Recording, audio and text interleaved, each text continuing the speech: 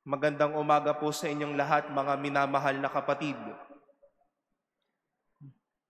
We welcome you to this Eucharistic celebration, this 18th Sunday in Ordinary Time, as we continue to express to the Lord our thanksgiving for the many blessings He would continue to shower us with. I know it is a Sunday. I know that a lot of you would regularly go to church on Sunday to at least be refreshed physically, spiritually, emotionally, and with all the things that you would want. But I would like to beg your pardon, because if you were able to listen carefully to our readings, marahil nakaparinig po kayo ng mga taong reklamo ng reklamo. Gusto niyo po bang may kasama kayo sa bahay ninyong reklamo ng reklamo, sun up to sundown? No, not one of us would like to live with that kind of person. Ano nang magandang ginawa mo, anong magandang effort mo, reklamo pa din ng reklamo. May reklamo, nagre-reklamo tayo because something, or we may be looking for something that may not really satisfy us. Let us not again put the reklamo on one end. May mga tanong po tayo, may mga uhaw tayo, uhaw at gutom tayo na hinahanap-hanap pa din po natin hanggang ngayon. Kaya may nasasabi tayo, we look for something, we ask for something. And my dear brothers and sisters, what we have heard again is that experience of looking for answers, expressing to the Lord that I think I'm not satisfied. I think I still have this longing. I still have many questions to ask.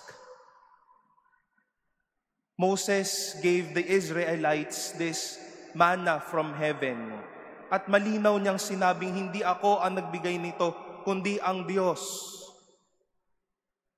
But the Israelite community, as they were described, they grumbled against Moses.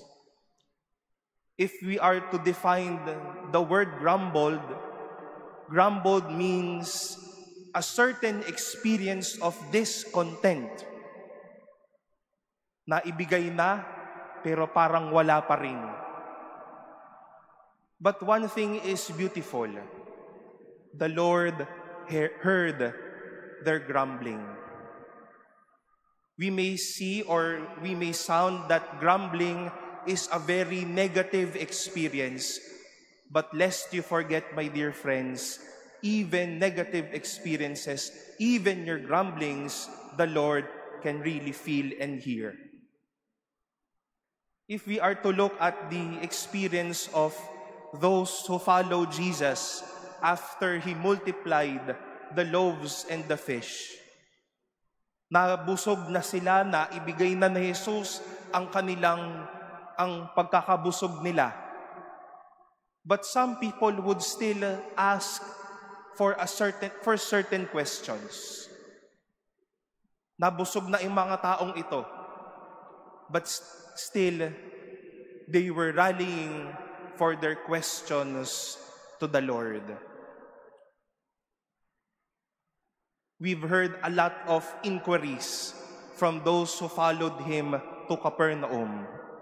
We've heard how they have expressed this certain longing for the bread that Jesus would give, the bread that comes down from heaven, and that would give them life. And again, beautifully, lest we forget, hindi makakaramdam ng irita si Jesus sa madaming tanong, sa madaming reklamo, sa madaming pagkauhaw at pagkagutom ng mga taong ito. And as I've said a while ago, I beg your pardon for hearing this kind of people this Sunday. But the good news is, we forget those experiences because the Lord continues to hear your grumblings and longings. Katulad po ng mga taong ito, palagay ko naman na nabusog na po tayo, nabigyan na tayo ng kasagutan sa mga tanong natin, nabigyan o napawi na po ang mga uhaw natin sa buhay na ito. God answered your dream job, but definitely sooner or later you will experience, bakit na naman ito? Bakit naman I feel so dry and empty? Definitely the Lord heard the many prayers that you have sought here, that you have sought in the presence of God, but then we continue to ask, bakit pa rin po kulang na kulang ako? Definitely, all of us would have that experience of being satisfied, but on our end, something is missing. But my dear brothers and sisters, like what the Israelite community experienced, the Lord hears not only our sweetest words, but sometimes He lovingly and mercifully hear, and with all kindness, can all listen to your grumblings. The Lord knows your grumblings, but He can even hear and listen to your longings. And definitely, He will act on it. Narito po tayo kada linggo, not only to express to the Lord all our praise, not only to express to the Lord our gratitude for the many blessings.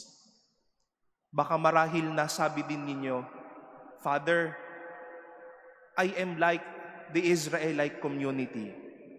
I am like those disciples following the Lord.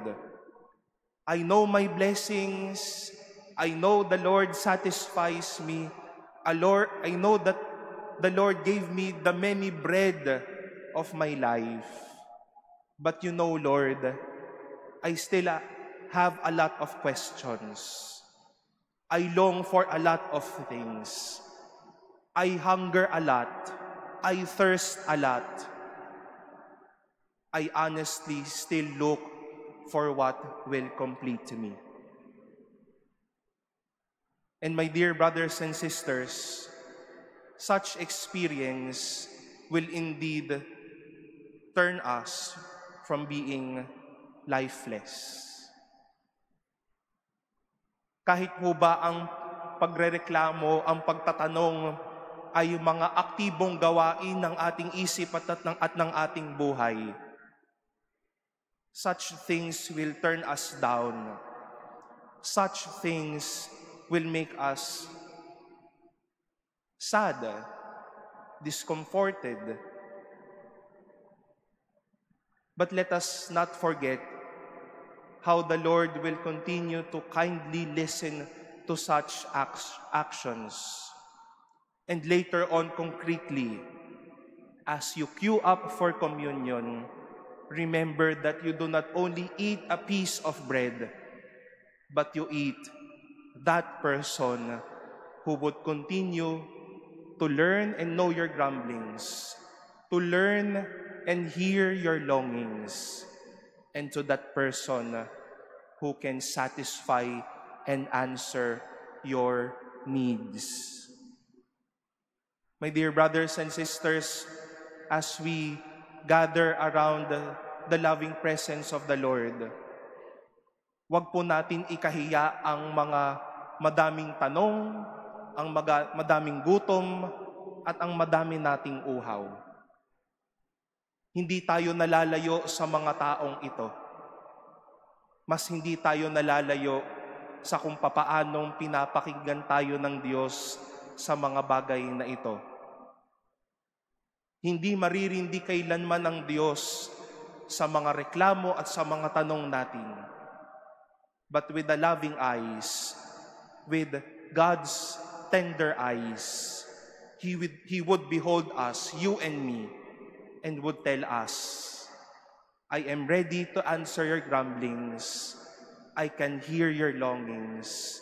And with you, I will answer your desires and longings.